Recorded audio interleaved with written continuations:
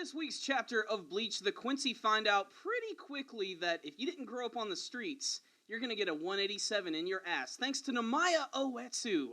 This guy's basically a carbon copy of Killer Bee in almost every sense of the word, but honestly, he's just plain badass. He pretty much one-shots all of the Quincy this week, except for, of course, the effeminate Lavar at the very end of the chapter, but it was still pretty surprising how he pretty much just walked around slowly like a freaking slasher killer in a horror film and took out everybody in one shot. And it is a little disappointing because you have such great characters like Gerard Valkyrie, who's essentially Thor, who pretty much doesn't get to do anything except run at him like a madman, get cut down, and fall over. And there's also that one Jawa-looking character who gets it even worse. Doesn't even get to do a single move, throw a single punch or sword slash, ends up getting a sword thrown right through his little face. If they'd have only added a little bubble that said, "Udini!" it would have been absolutely perfect. But really, the one that really matters is Lavar this week. There is the sniper guy, and he ends up getting his arms cut off, but this Lavar character, I've already mentioned that Namaya Oetsu is basically like Killer Bee. He's basically the token black guy character.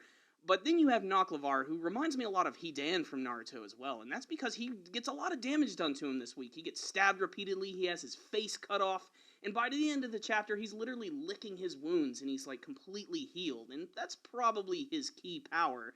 And surprisingly enough, that's the end of this week's chapter. This was a very simple chapter. A lot of big panels that Kubo is known for, a lot of excitement, but it was just a really intense chapter, and I'm really glad because for the last, couple of weeks, Zero Division has just been getting curb-stomped by the Quincy's, and it's good to see that Namaya Oetsu, the guy who's, responsible for the creation of the Zanpakuto, is the one who's actually bringing the heat. I just think that's pretty interesting, and, he just doesn't seem like a character who's going to be breaking down that easily.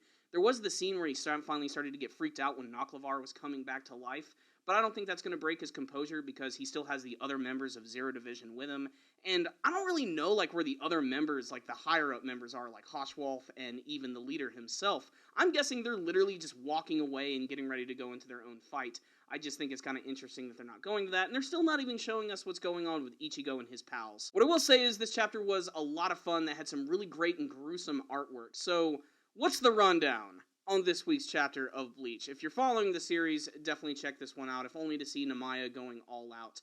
And what's funny is he's not even using any crazy techniques, and that's what I think I love most about his character. Even though he's like the creator of Zanpakuto, you would sort of expect him to have some really crazy abilities, and they even hint at the fact that he has a jelly sword. I'm not really sure what that has to do with anything. He mentions that he has the smoothest sword of all, and that he's the only one that can actually hold it. But still, they don't really, expand on it too much. And like I was saying, seeing as how he's, the creator of Zanpakuto, he forges them, you'd think he'd have some just really nutty abilities, and he's just running around just slashing his sword.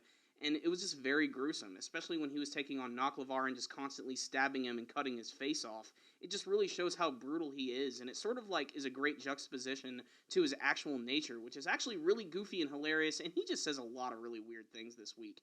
And I can't shake off the Killer Bee vibe. He's just like the character, he does a lot of cheesy rapping, and it's just another excuse as to why I want to see this in anime form, because this is just another one of those chapters that just flew right by, and this combined with, another chapter would have made for a really exciting episode. So, check out this week's chapter. It's got a lot of exciting action. Namaya Oetsu is going crazy.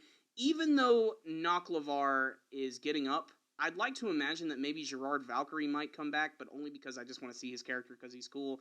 I imagine that the one sniper character is probably not coming back because he had his arm sliced off, and the Jawa, well, the Jawa's not looking too good. But otherwise, really great chapter. Check it out, Bleach fans. I'm going to give this one a 3 out of 5. I would give it a higher score. I just wanted a little bit more to happen. Otherwise, this is still an above-average chapter, and it was just something that you should definitely check out. So 3 out of 5 for me.